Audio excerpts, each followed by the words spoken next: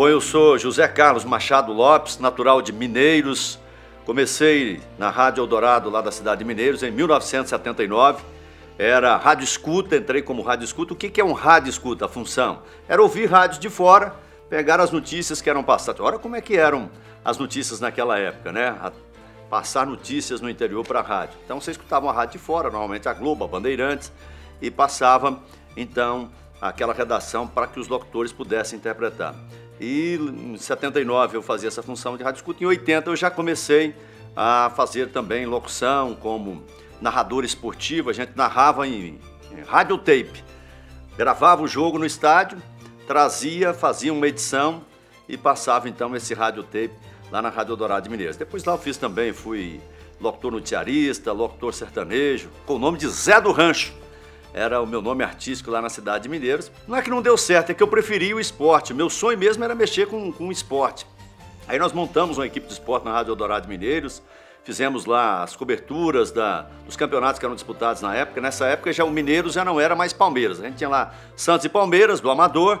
Aí o MEC convidou o Santos para fazer uma fusão, o Santos não aceitou, continuou como o Santos, time amador, e o MEC virou um time profissional e passou a disputar o Campeonato Goiano. Então a gente fazia essas transmissões e foi a minha prioridade. Quero me especializar no rádio esportivo. Por isso é que eu deixei de fazer programação sertaneja e fiquei só na programação esportiva. E fiquei 2 anos e meio e vim para Goiânia em 1981. Entrei na Rádio Clube de Goiânia, foi minha primeira rádio, que aliás é a Rádio Sagre 730.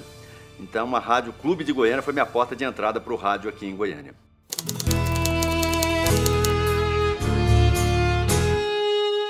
Bom, então eu vim para Goiânia para estudar. O primeiro objetivo era estudar para me preparar para a comunicação. Vim estudar o segundo ano do segundo grau, hoje tem uma nomenclatura diferente, mas era assim, era o segundo ano do segundo grau.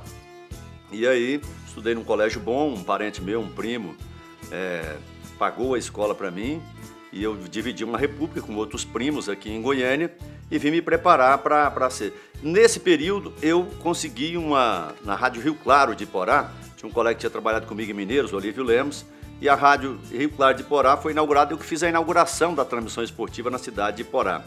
E passei a fazer transmissões aos fins de semana lá para a cidade de Iporá, e não mais em Mineiros, que era muito longe. Então foi a minha entrada aqui, foi dessa forma. Me lembro que quando estava chegando em Goiânia, eu passei em Iporá para fazer um jogo e ganhei uma carona. Quem jogou lá foi o time do Goiás, o Sub-20, tinha o Carlos Alberto, o Cacau, Cezinha e tantos outros jogadores que depois constituíram carreira. Eu peguei carona, era uma coisa difícil hoje você conseguir uma carona com um time de futebol, e vim para Goiânia. E depois de um ano aqui em Goiânia, já fazendo o 3º ano, eu consegui um emprego na Rádio Clube de Goiânia como noticiarista. Apresentava um jornal que passava para várias emissoras, a Rádio Clube era geradora e passava em várias outras emissoras. Dividi o estúdio com Virgílio Brito, com Saul Gonçalves, o diretor era o Márcio Martins, pessoas, Ovídio Neto e tantos outros que já tinham uma experiência grande no rádio.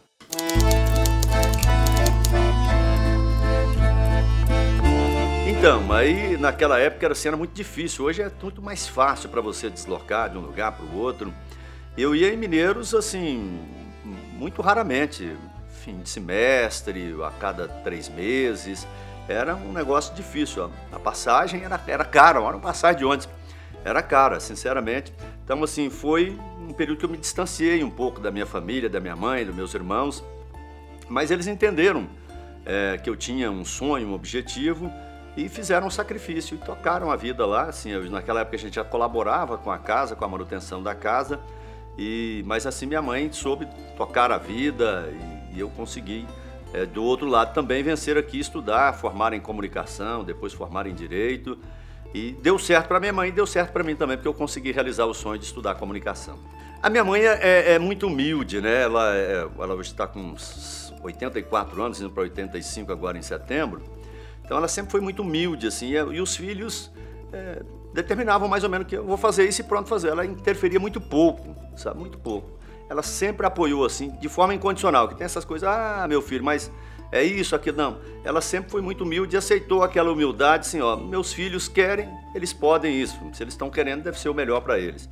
Meu pai também da mesma forma, meu pai também gostava muito de comunicação, então ele incentivava muito essa questão da comunicação. E minha mãe, eles se separaram, né? Nós ficamos morando com a minha mãe muito humilde, sempre deu essa força para que a gente pudesse avançar, buscar os sonhos. E eu agradeço muito ela por isso, porque graças à liberdade dela nós tivemos esse direito de fazer essas escolhas, e foram escolhas boas que realmente trouxeram bastante frutos. A minha mãe, com essa simplicidade dela, ela pelo menos demonstrava assim, que tivesse ficado orgulhosa, ou que, nossa, meu filho é um artista. Meu pai já sentia isso. Meu pai, ele internalizava mais isso, ele tinha mais essa compreensão de que você estava assim, buscando um caminho diferente. Ele era um pedreiro, né? Fazia tudo, ele pegava uma obra e entregava pronta, fazia todas as etapas, a parte pedreira, a parte de eletricidade, a parte de encanação, enfim, ele era aquele chamado mestre de obra. E minha mãe, assim, com aquela humildade, trabalhava na cooperativa lá de Mineiros, depois fez outros trabalhos domésticos, de lavação de roupa. Então ela, assim, era mais humilde, mas ela sempre a gente sentia que no fundo ela tinha orgulho de ver um filho sendo diferenciado. Ela já tinha sobrinhos que eram médicos, odontólogos, mas nessa área de comunicação não tinha ninguém ainda na família. Então penso que ela se sentia muito orgulhosa, assim, apesar de não manifestar tanto, assim. Ela era muito tranquila, muito simples.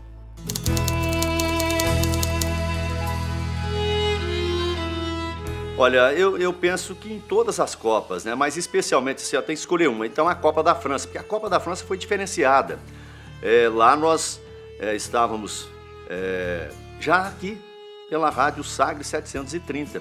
Era um outro prefixo, né? Era 1200 e alguma coisa, mas essa Copa a gente tinha direitos exclusivos de transmissão aqui para a região, e era 24 horas, e literalmente trabalhamos 24 horas. Eu me lembro que um dia, no nosso posto de transmissão no centro de imprensa em Paris, eu trabalhei 18 horas consecutivas, 18 horas consecutivas. Quando eu saí desse dia de trabalho intenso, eu estava em transe, assim, será que eu estou aqui mesmo? Eu estou trabalhando, sou eu? Então, assim, foi uma Copa diferenciada. Eu imagino que meu pai teria tido orgulho daquilo, assim, apesar de a gente ter trabalhado muito, assim, e lá eu fiz de tudo, né? Eu tinha estudado um pouquinho de francês, então eu fazia a tradução de algumas entrevistas, transmissão de jogos, cobertura de seleção brasileira. Não fui exclusivo da seleção brasileira, mas também fiz essa cobertura da seleção brasileira. Então foi uma Copa diferenciada de tudo. A minha filha nasceu, a mais nova, eu estava lá nessa Copa. Então foi uma Copa que trouxe de tudo. Fiz o vestiário da França, imagina, assim, eu em Copa do Mundo eu torço bastante, assim, eu vivo essa questão da seleção brasileira e fiz o vestiário da França. Naquela época falava um pouquinho de francês. E me lembro que fui lá para o vestiário da França. Aí o Zidane desequilibrou, falei, bom, vou falar com esse carrasco hoje. Aí ele passou na zona de imprensa com 2 celulares no ouvido, assim, tipo assim, ó, não fala comigo não, que eu já estou falando com outras pessoas. Mas consegui falar com o Thuram, Manuel Petit, acho que falei com outros jogadores. Me lembro bem do Thuram, eu me lembro que ele parou para nos atender e atendeu bem.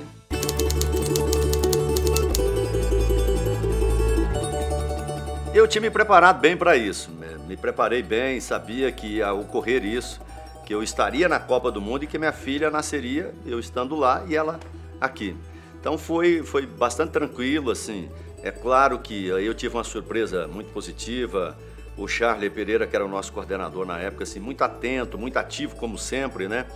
E aí foi um dia que eu não pude viajar, o Brasil jogou na cidade, acho que de Nantes, contra a Dinamarca. Venceu por 3-2 e eu estava com uma alergia muito grande, eu tenho muita alergia a carpete, e o centro de imprensa de Paris era todo em carpete. Mas me imagina, naquela época, hoje eu até tenho um antialérgico bacana que eu encontrei, que hoje eu sei me virar muito bem com essa alergia, mas foi um período, estava assim, terrível.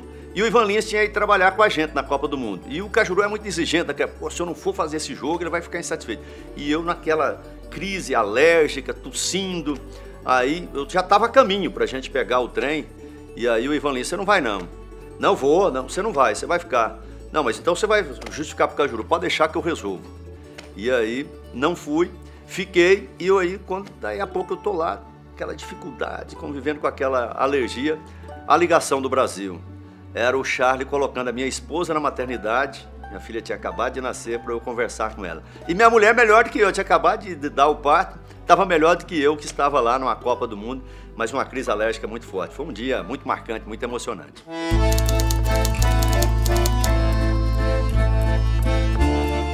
Não, a minha mulher também foi muito determinada, não pode ir que eu seguro a barra aqui. O primeiro parto foi natural da minha filha mais velha, que nasceu em 91, e o da segunda, que é a Tatiane, a Liz Daniela nasceu em 91 e a Tatiane em 98. Então, assim, já estava programado que o parto seria cesáreo, não seria natural, porque o parto natural é mais difícil. Eu presenciei o da minha filha, é uma barra pesada. Então já estava tudo programado e, assim, ela sempre me incentivou. E eu tinha essa convicção de que minha filha ia entender isso, como entende até hoje, assim. Ela sabe que eu deveria estar lá mesmo. Quando eu voltei para o Brasil, ela já tinha 12, 13 dias de existência. Mas ela tem essa tranquilidade, aceitou como sabendo que foi uma coisa muito grande, né? Claro que o nascimento de um filho é uma coisa única, é uma coisa muito especial, mas ela entendeu que eu deveria estar lá na Copa do Mundo. E eu fiz com tranquilidade. Naquele dia que eu falei que a minha esposa, que a minha filha nasceu, foi duro, assim, bate aquela vontade de voltar, de retornar, eu quero ver, eu quero pegar, mas depois você volta para o centro e as coisas caminharam normal.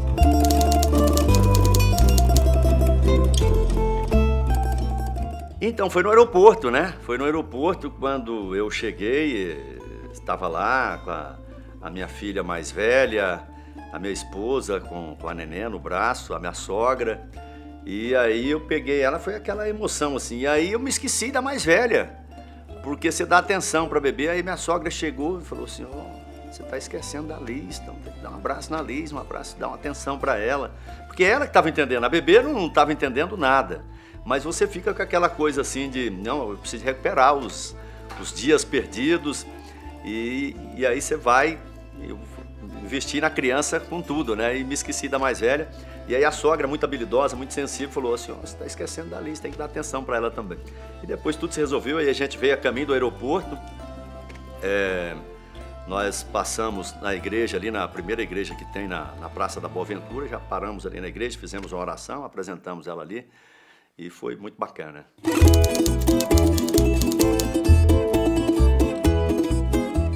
De 94 nos Estados Unidos. Eu fiz o sorteio da Copa de 90 na Itália. Aí ficamos lá mais alguns dias, por coincidência, tinha 1 ou 2 amistosos da seleção brasileira, um com certeza.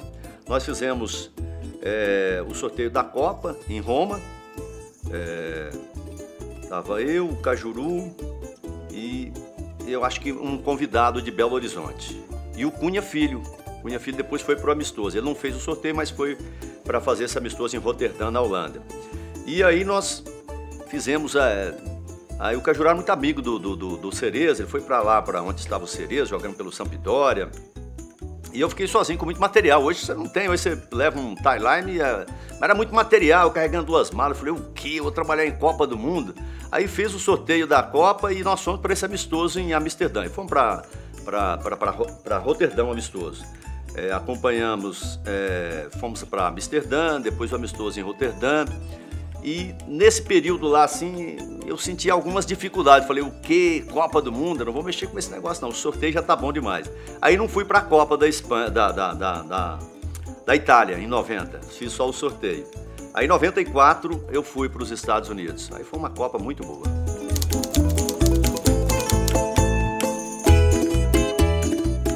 Foi especial, foi muito bacana. A gente estava com o diretor da rádio na época, né? O Padre Jesus, o Padre Rafael, o Cajuru, a Fabiola Mendes. Depois juntou a Graça Torres, o Bordoni foi por um período também, depois retornou. Então era uma equipe boa, uma equipe bacana. Foi uma Copa muito especial, assim, por ser a primeira, a gente ganhar. O Brasil não ganhava a Copa desde 70. Então, assim, vem aquela conquista, o tetracampeonato, foi uma coisa muito especial. Foi assim, a gente teve muitas dificuldades. É claro que naquela época as restrições para a imprensa não eram tão grandes quanto são hoje. Então a gente tinha, eu narrei até treinamento, a gente fez treinamento narrado da seleção brasileira. Eu fiz essas narrações dos treinamentos da seleção brasileira. Teve lances especiais, o Romário muito vigiado naquela época. E o patrocinador, um dos patrocinadores da seleção brasileira tinha uma casa de recepção. E de vez em quando um jogador ia lá e o Romário foi lá e, sei lá por que cargas d'água lá, pegar no pé dele, que ele teria feito alguma coisa que era indevida, né, extraconjugal.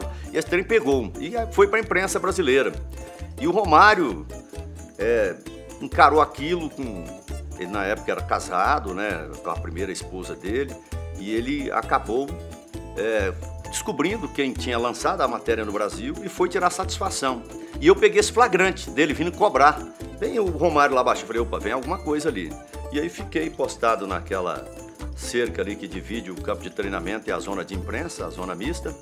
E ele veio e tirou satisfação. Aí depois o cara falou, gravei, tá tudo aqui. Então foi um lance diferente, essas narrações dos treinamentos da seleção brasileira. A gravação a gente ficou em Surf, São Francisco.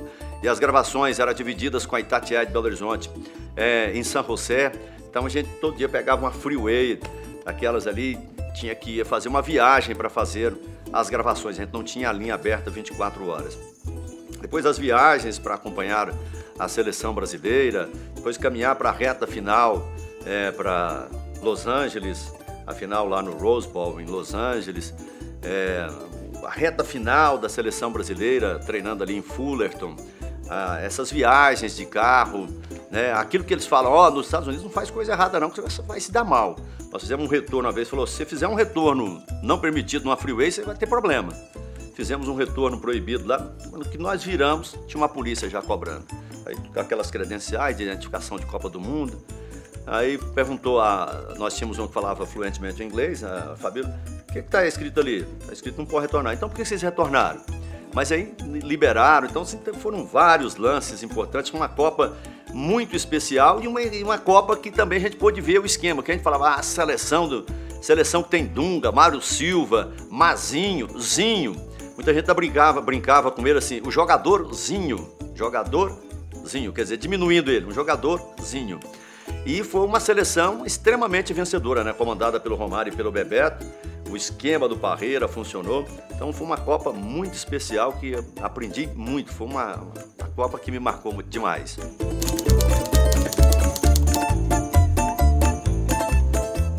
Então, a hora que o Brasil foi para a final, né? E a gente falou, vixe, a Itália, sempre um adversário muito complicado.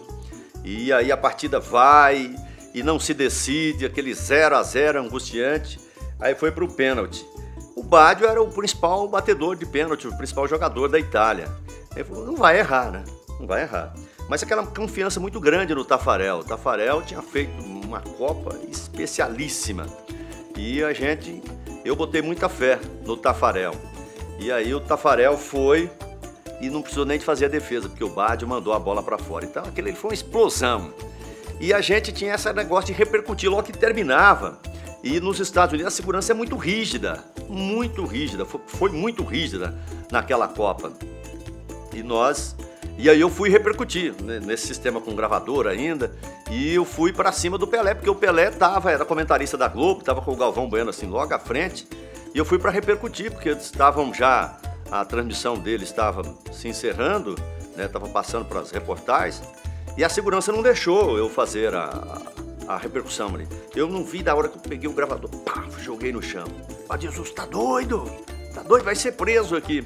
Mas acabou que o guarda entendeu ali ao extravasar ali aquela fúria, e acabou entendendo e eu me saí ileso e depois consegui falar com o Galvão Bueno e com o Pelé também.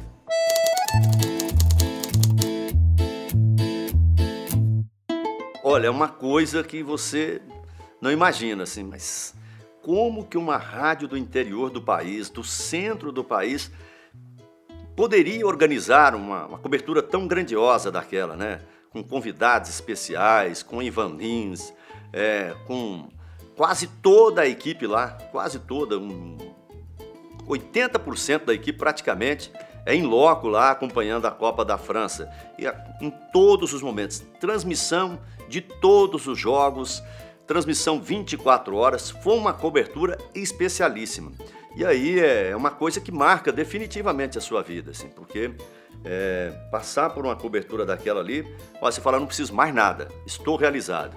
Foi uma coisa assim extraordinária. Eu fiz vestiário de Brasil e Holanda, os holandeses bravos, aqueles jornalistas grandes.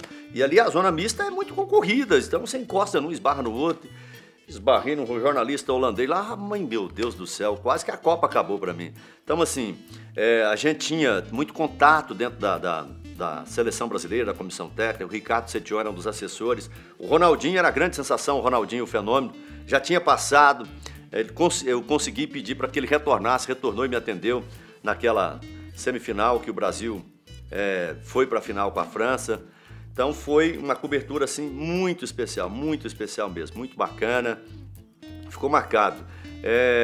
Teve um dia, um jogo em Saint-Denis, a gente no nosso centro de imprensa, você hoje vai cobrir um jogo lá sozinho, pega um trem aí e vai lá para Saint-Denis fazer uma cobertura.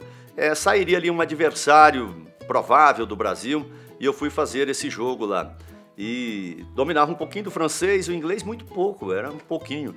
E acabei falando inglês ali, perguntando, o jogador tinha acabado de entrar e ter feito um gol, foi o gol mais rápido da Copa do Mundo. De um jogador tinha acabado de entrar.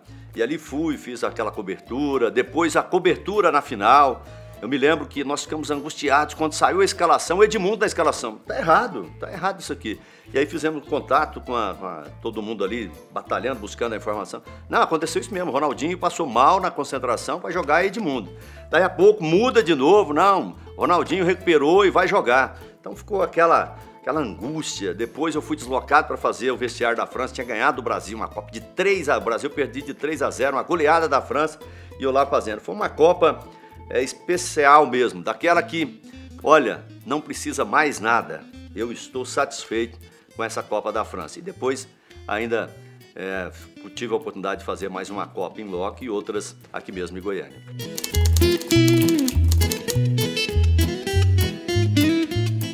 Pois o Penta eu já vivi ele de duas formas. Eu trabalhei em alguns jogos aqui, na emissora que eu estava na época, até também tive a oportunidade de ir fui convidado para ir, mas preferi não. Coreia, Japão, 2 países, uma cultura bem diferente, eu já com experiência de 3 Copas, e aí fiquei daqui. E aí era aqueles horários de madrugada, né, o jogo de madrugada. Eu me lembro que teve um dia que eu saí da minha casa de madrugada e ao invés de ir para o estúdio da rádio, a gente tinha uma linha aberta lá no Goiás, fui trabalhar lá no Goiás. E aí tinham essas 7 copas, acho que é 7 copas, a árvore ela produz um fruto. E de vez em quando cai um fruto assim, caía no telhado assim, levava aquele susto, tem alguma coisa aqui. Então assim, foi uma Copa diferente nesse sentido, que aí eu pude dividir trabalhando em alguns jogos e me divertindo em outros. Aquele Brasil e Inglaterra, aquele gol espírita do Ronaldinho Gaúcho, eu estava em casa, recebi uma família de madrugada, fizemos um café da manhã, então foi um congraçamento ali, uma união de famílias, né? Um intercâmbio entre famílias, foi um negócio diferente. Foi uma Copa que eu vivi os dois lados, trabalhando e assistindo também aos jogos.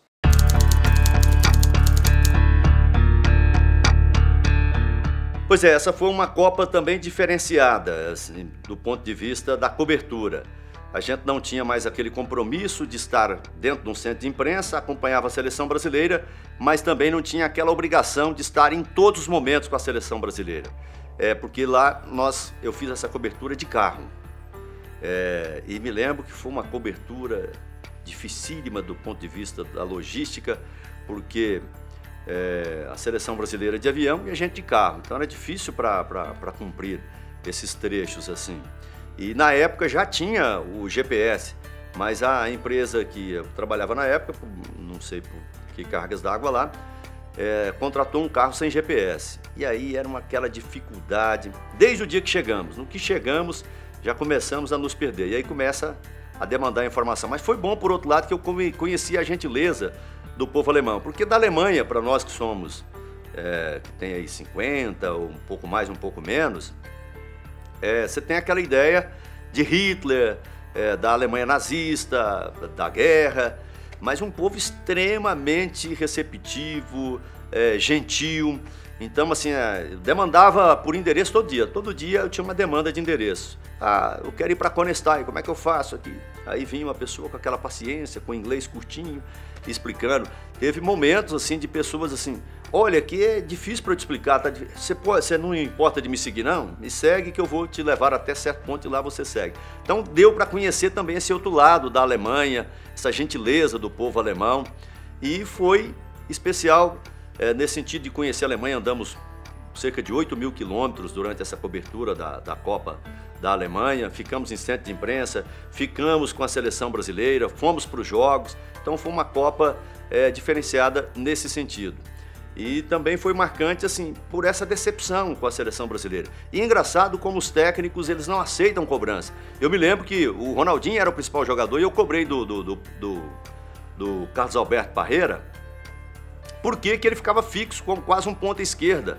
Eu quase apanhei do Parreira, que apelou e não levou em consideração. O que aconteceu? O Brasil acabou eliminado. Era o chamado quarteto mágico, muita liberdade durante os treinamentos. Então foi uma Copa diferenciada, muito aberta nesse sentido e de pouca concentração. Teve lá também o problema de uma lesão com o Robinho. E os laterais brasileiros que já estavam assim, eram os melhores, tinham sido os melhores do mundo, mas não estavam vivendo mais o seu auge da carreira. O Cafu pela direita e o Roberto Carlos pela esquerda. Então houve muitos erros, muitas falhas e o Brasil acabou eliminado. Foi uma decepção muito grande. Acabou que depois lá a eliminação do Brasil para a França, lá em Frankfurt, eu imediatamente retornei para o Brasil, nem fiz a final da Copa, retornei e não acompanhei a final da Copa, já acompanhei aqui do Brasil mesmo.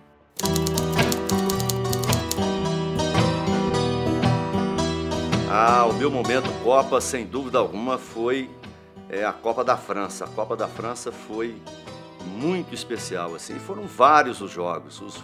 Apesar da derrota do Brasil, aquela foi uma transmissão que a gente trabalhava 24 horas, mas tinha um revezamento. E naquela final, fizemos 24 horas da transmissão da final da Copa do Mundo. Aquilo ali foi, apesar de ser uma cobertura exaustiva, de um trabalho realmente sacrificante, mas foi uma marca definitiva. Aquele ali foi o trabalho mais especial. A final da Copa da França vai ficar para a eternidade na minha mente, no meu coração.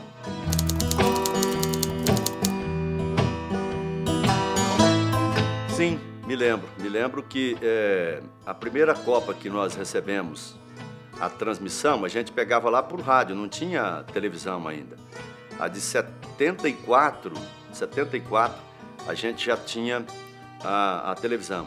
Então, assim, e era raro ainda os domicílios, as casas, as residências que tinham a televisão.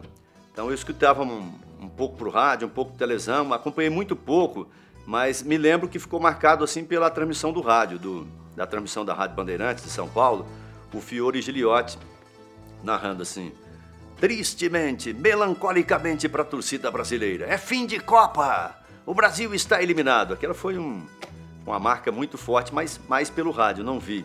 E depois 78 também, 78 eu já acompanhei mais, a gente torcendo contra a Argentina e não conseguia entender como é que uma seleção pudesse sair invicto como o Brasil saiu, e aí você já ficar ouvindo aquela desconfiança de que tinha havido maracutaia, que o goleiro Quiroga do Peru era argentino naturalizado peruano, que tinha entregado. Então, envolveu toda aquela coisa da conspiração, a teoria da conspiração. E aquilo, assim, eu estava com 17, 18 anos, aquilo me marcou muito, assim. Falei, mas futebol tem essas coisas? Eu não tinha...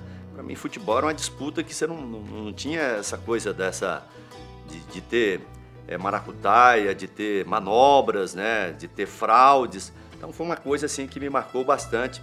E não conseguia entender como é que o Brasil saiu invicto, né? Como é que você sai de uma Copa sem perder e não vai para a final? Então, tipo do regulamento, foi uma das marcas que eu tinha em Mineiros. Agora, a minha principal marca em futebol em Mineiros eram as duas equipes que tinham lá, Santos e Palmeiras no Amador. Era uma disputa acirradíssima. É mais ou menos como esses clássicos que a gente vê, Goiás e Vila, Cruzeiro e Atlético, Grêmio Internacional, esses grandes clássicos que a gente vê pelo Brasil. Lá pegava mesmo. E eu era criança ali entre 7, 8, 9 anos, 10 anos. Meu pai não era muito chegado a essa coisa de esporte, futebol, não. Você tinha que sair escondido para assistir o jogo. E criança, não sei porque nessa época eu não liberava a entrada de criança. E você às vezes não tinha o dinheiro para pagar. Você tinha que ficar esperando o intervalo do jogo, que intervalo ele liberava, ou então achar alguma brecha nos estádios, assim. Tinha buraco por baixo do muro, tinha gente pular muro, para você assistir os jogos. Então essa foi uma marca muito grande. Eu passei a torcer futebol, viver futebol, por conta desse amador muito forte que tinha lá em Mineiros, Santos e Palmeiras, e eu era santista.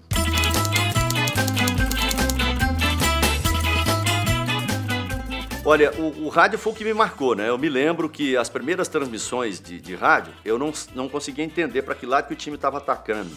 Eu não conseguia entender isso. O meu avô materno, eu ficava muito com ele, ele era tutor de uns primos que tinham fazenda, então ele era aquela lida de fazenda ali, eu acompanhava muito ele e acabava ficando muito na casa dele. E era rádio de pilha. E eu me lembro dele falar assim, deixar, tá na hora de dormir. Não, eu quero assistir mais um pouquinho aqui, vô. Então assiste, mas não assiste o jogo todo não, porque senão a pilha pode acabar, vai acabar a pilha. Então assim, ele ficava botando pilha para dizer que a pilha ia acabar. Então assim, às vezes não assistia jogos completos, porque eu não tinha ainda rádio e tal, e dependia do meu avô para assistir futebol. Então o rádio foi muito marcante na minha vida, e aquilo foi pegando. Aí eu fui vendo aquela coisa do Santos e Palmeiras lá em Mineiros, e ouvindo rádio de fora. E eu falei assim, eu quero trabalhar nisso aí, nessa coisa aí. Essa coisa de estar falando no rádio aí, de estar transmitindo futebol. E aí botei aquilo na cabeça e acabou virando mesmo.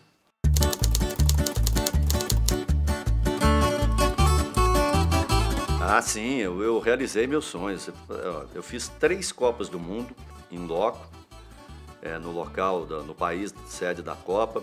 Fiz 2 sorteios de Copa do Mundo, fiz uma Copa Umbro na Inglaterra, fiz vários amistosos internacionais da seleção brasileira nos Estados Unidos, na Noruega, fiz uma Olimpíada de Atlanta nos Estados Unidos.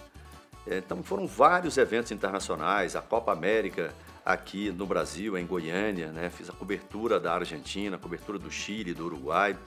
Então foi assim, sem contar esses campeonatos brasileiros, nossos campeonatos estaduais, os nossos campeonatos, as nossas copas. Então, assim, eu me sinto muito realizado por ter trabalhado, por ter escolhido. Acho que fiz uma escolha boa, uma escolha correta. É claro que isso eu estou falando do ponto de vista profissional. Eu não estou aqui querendo dizer que eu me realizei financeiramente. Isso é outra coisa, mas do ponto de vista de realizar um sonho, de concretizar aquilo que você...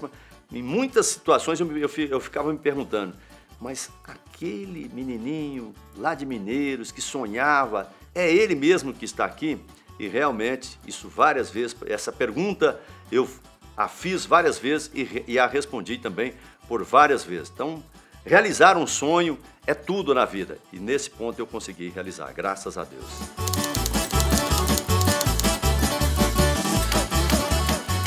Olha, tem muita coisa, assim, muita coisa curiosa, né? Essa do Romário, que eu contei lá no começo do Romário, que ele foi lá acusado por uma postagem, uma matéria, né? Publicaram uma matéria aqui no Brasil, que o Romário tinha se ausentado da concentração para se divertir, como alguém lá na casa do patrocinador da seleção brasileira, e ficaram ali, né, curiosos, falando, o que vai acontecer aqui? Aí ter aquele flagrante de fazer aquela gravação com o Romário, foi uma marca realmente muito importante. Teve uma outra também com o Ronaldinho estava também no auge, o Ronaldinho, o fenômeno. Esse amistoso na Noruega, o Brasil fez um amistoso lá, e eu estava ali como repórter na recepção, aguardando um flagrante de um jogador. Apesar de ser amistoso, a rigidez era muito grande. E as feras do Cajuru estavam dando um relógio para o melhor jogador, essa coisa. E o Ronaldinho passou, isso pegou dentro da seleção brasileira. E o Ronaldinho passou assim, eu quero aquele relógio do Cajuru. Aí eu falei assim, para você ganhar aquele relógio, você tem que ser o melhor em campo. Se você não for o melhor em campo, não, independente de ser o melhor em campo, eu quero aquele relógio. Então vamos fazer o seguinte, uma entrevista exclusiva. Então pronto, entrevista exclusiva. E consegui uma exclusiva com o Ronaldinho em troca de um relógio das feras do Cajuru.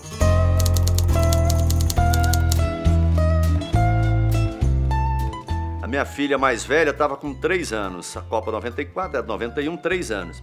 Aí eu trouxe alguns presentes para ela. Olha como está conservado aqui esse ursinho ainda aqui, ó. Olha aí como está. Então esse aqui é de 94 dos Estados Unidos. Trouxe também os cachorrinhos. Os cachorrinhos, ela acabou com os cachorrinhos. Hoje ela tem uma cachorrinha verdadeira, a Lola, mas os cachorrinhos mesmo que latiam.